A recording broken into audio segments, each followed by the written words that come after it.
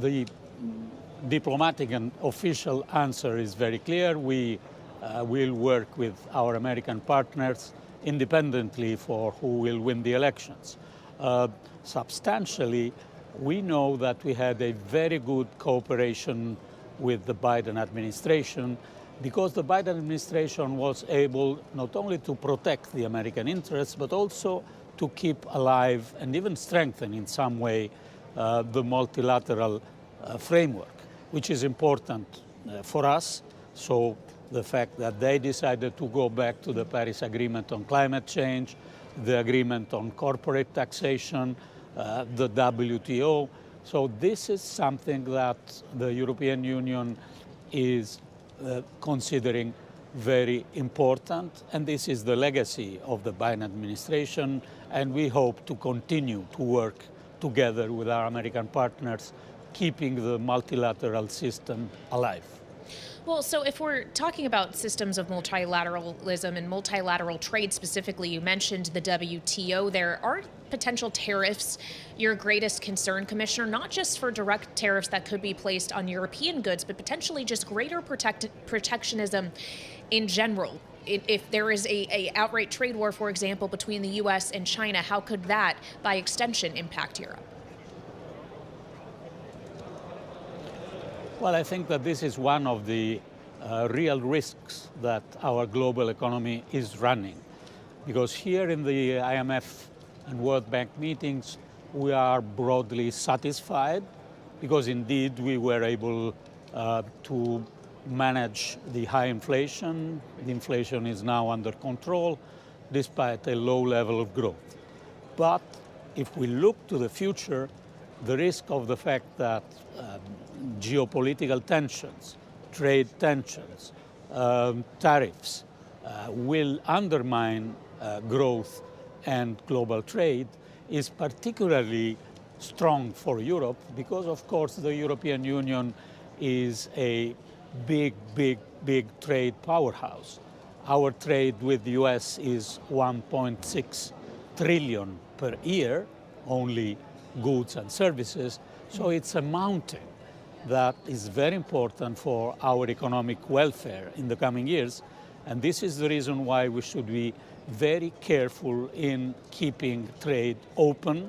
Of course, having it more secure, as we all are saying now, but secure doesn't mean protectionism and closing trade. Well, and Europe is trying to calibrate tariff policy of its own. I understand that the Commission and China will be continuing conversations around how to avert potentially the more than 35% tariff that could go into place on Chinese-made EVs. Are you confident that can be averted? And if this does indeed come into place, what economic impact are you gaming out? Well, I think this is something very reasonable, proportionate on our side. The reason is Chinese overcapacity in this sector and also subsidies to their industries. So for us, for the European Union, it was also a learning process. We had, until maybe 3 or 4 years ago, a more optimistic attitude on trade with China. Now we know that to have a level playing field, we need to be much more monitoring how much subsidies are working and how several sectors are affected by overproduction. But again, having this new approach doesn't mean that we will adopt a protectionist attitude, because this is something that for the European Union is impossible to adopt. We are confident that it is possible to have a more secure, but to keep trade open. And Commissioner, if we could just widen out and look at broadly the growth picture for Europe right now, how strong or weak do you think it is? And when you look at what's happening in particular countries, the slump in Germany specifically, how concerned are you about the drag that could create on the overall euro area economy? Well, what is happening now is that we are very good in inflation. The last figure in September was 1.7, so well below our 2% target. And we all remember that only 2 years ago it was a double-digit inflation in Europe. So good for inflation. We'll see the next months, but the direction is very clear.